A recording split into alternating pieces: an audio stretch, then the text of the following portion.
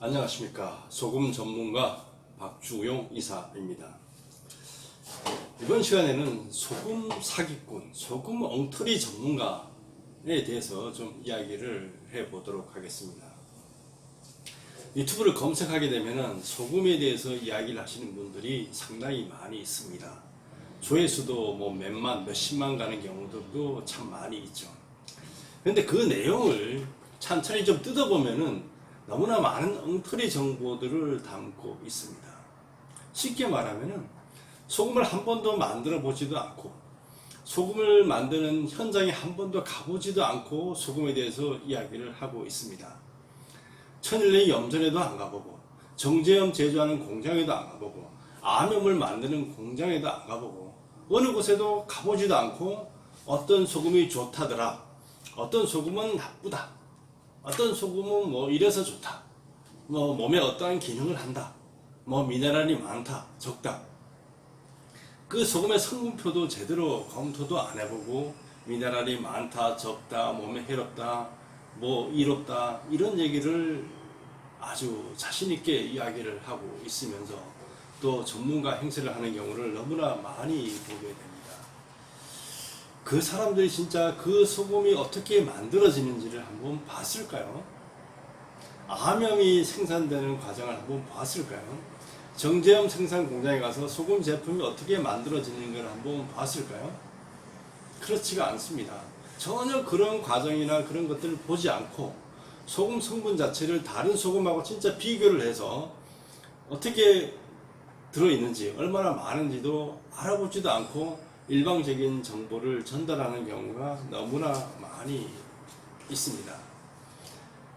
그런 전문가의 말이, 비전문가의 말이 전문가의 말을 뒤엎고 전문가 행세를 하고 있는 걸 볼 때마다 참 안타깝습니다. 얼마 전에 어떤 사람의 이야기를 들어보니까 정제염, 쉽게 말해 이온 교환막을 통해서 만들어진 소금에 대한 이야기를 하면서 참 나쁘다 라고 하면서 거기다가 알루미늄도 첨가를 하고 불수도 첨가를 하고 요오드도 첨가를 한다, 그래서 나쁘다, 뭐 이런 이야기를 하더라고요. 사실은 틀린 말이죠. 알루미늄 첨가할 일도 없고 불수를 첨가할 일도 없고 요오드를 첨가할 일도 없습니다. 왜 생산비가 더 많이 들어가는 그런 쓸데없는 일을 하겠습니까? 말이 안 되는 얘기죠. 한번 정제염 공장에 가보면은 정제염 제품의 품질 표시를 보면은 알 수가 있습니다. 정제염이라고 하는 거는 대규모 시설 투자를 수반하는 공장입니다. 연간 매출이 300~400억, 일본 같은 경우는 뭐 1000억 이렇게 되는 회사들입니다. 대규모 회사들이기 때문에 그런 품질 관리가 아주 철저하게 이루어지고 있습니다. 그렇기 때문에 그런 이상한 것들이 들어갔다라고 하는 것 자체는 말이 안 되는 얘기죠. 물론 정제염은 우리가 알고 있는 미네랄 함량이 극히 적은 제품입니다. 이거는 부정할 수가 없죠. 그렇기 때문에 그거에 대해서 비판을 한다고 그러면은 충분히 비판을 할 수가 있지만, 뭐 알루미늄이 들어갔다, 불소가 들어갔다, 뭐 요오드를 첨가했다, 이거 가지고 비판받을 소금은 전혀 아닙니다. 그러면서 또 암염이나 이런 것들에 대해서 상당히 호의적인 평가를 하는 경우를 볼 수가 있습니다. 암염은 어떻게 만들어졌을까요?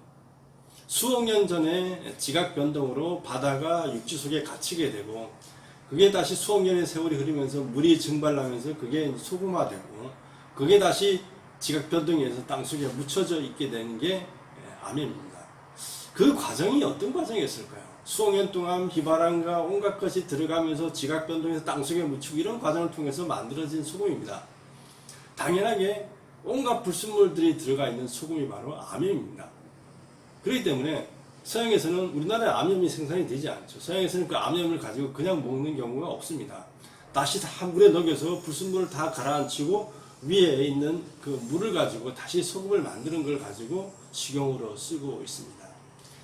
암염에 색깔이 있다는 얘기는 불순물이 들어가 있다는 표시입니다. 핑크빛이 난다, 여기는 철분이 들어가 있어서 철분 녹이 쓰면 붉은색이죠. 그 철분이 녹슨 성분들이 들어가 있기 때문에 그런 색깔을 띠는 것입니다. 어떤 주변의 상황에 따라서 색깔이 다 다르죠. 그렇기 때문에 기본적으로 뭐 그런 것이 들어가 있어도 먹겠다 그러면 할 말이 없지만은 그것을 가지고 그것이 좋은 소금이다라고 얘기하는 것은 문제가 있다라는 거죠. 전 세계에서 유럽의 대부분의 국가에서는 암염을 식용으로 해서 사용을 합니다. 미국도 많이 쓰죠. 하지만 그 암염을 식용으로 쓸 때는 대부분 다 물에 녹여서 불순물을 제거하고 그 물을 가지고 다시 소금으로 만든 것을 식용으로 사용을 합니다. 우리나라에도 법적으로는 그렇게 되어 있는 것으로 되어져 있습니다. 암염이라는 별도의 카테고리는 우리나라에 없습니다.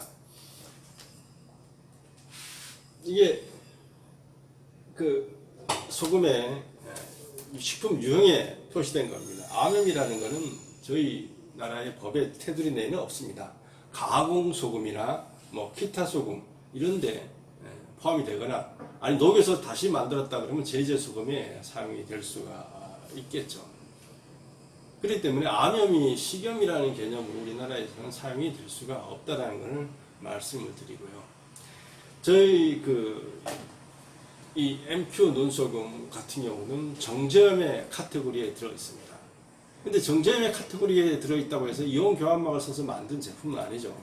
여기 정제소금의 카테고리를 보면은 해양 침충소금이라고 밑에 별도의 카테고리가 만들어져 있습니다. 공장에서 만들어진다라는 이름 하에서 정제소금이라는 범죄에 들어가 있지 이온 교환막하고는 전혀 관계가 없는 소금입니다. 그래서 일반적인 정제소금 하면은 미네랄 함량이 극히 적은 소금이지만 저희 MQ 논소금 같은 경우는 정제염 내에 해양 심층수 소금이라는 별도의 카테고리가 있고 해양 심층수로 만들어지고 특수한 가공 기술을 적용해서 미네랄이 우리나라에서 생산되는 소금 중에서 가장 많은 소금이 바로 MQ 논소금이 되겠습니다. 암염이 미네랄이 많다라고 하는데 성분표를 한번 보시기 바랍니다. 95% 이상이 염화 나트륨이고요. 한 2% 정도는 불순물이고 한 3% 정도가 미네랄로 구성이 되어져 있습니다. 반면에 저희 MQ 논소금은 염화 나트륨 농도가 75%밖에 안 됩니다. 그러면 나머지 25%가 바로 미네랄로 구성이 되어 있죠. 그쪽에서 미네랄이라고 할 수 있는 게 한 2% 정도 되는데 저희는 25%니까 최소한 10배 이상 미네랄 함량이 많고 종류에 따라서는 수백 배의 미네랄 함량이 많은 소금이 바로 MQ 논소금이 되겠습니다. 그렇게 따지고 보면은 그분들이 암염이 미네랄이 많다라고 주장을 하는 것 자체는 틀린 말이 되는 것이죠. 그분들이 내세우는 암염이 좋다. 수억 년 전에 만들어졌기 때문에 지금의 환경 오염 물질하고는 좀 관련이 없다. 이거는 뭐 말이 될 수도 있습니다. 하지만 그게 깨끗한 소금이다, 좋은 소금이다라고 하는 것은 다시 좀 따져봐야 될 것이고요. 미네랄이 많다는 것 역시 틀린 정보가 되겠습니다. 토판염, 천일염 다 좋습니다. 하지만 전문가라고 한다고 하면은 최소한 그 소금이 만들어지는 곳에 가서 한 번쯤 보고 이렇게 만들어지기 때문에 이러한 성분이 들어있고 이러한 미네랄 함량이 들어있겠구나라고 판단해서 성분표를 보고 이야기를 해야 된다라는 것이죠. 그렇지 않고 막연하게 주워 들은 거 가지고 여기서 책에 나와 있던 아니면 그 제품의 선전 문구 하나를 보고 이야기를 한다라는 것은 상당히 무책임한 이야기가 아닐 수가 없습니다. 적어도 남한테 어떤 제품이나 어떤 것을 얘기한다라고 할 때는 철저한 조사와 분석이 토대가 되지 않으면 안 된다는 것을 말씀드리고 싶습니다. 들어가 있지도 않은 걸 들어가 있기 때문에 나쁘다라고 할 수도 없고 들어있지도 않은 미네랄이 많다라고 주장하는 것도 틀린 말이 되겠습니다. 그리고 또 이런 얘기를 하더라고요.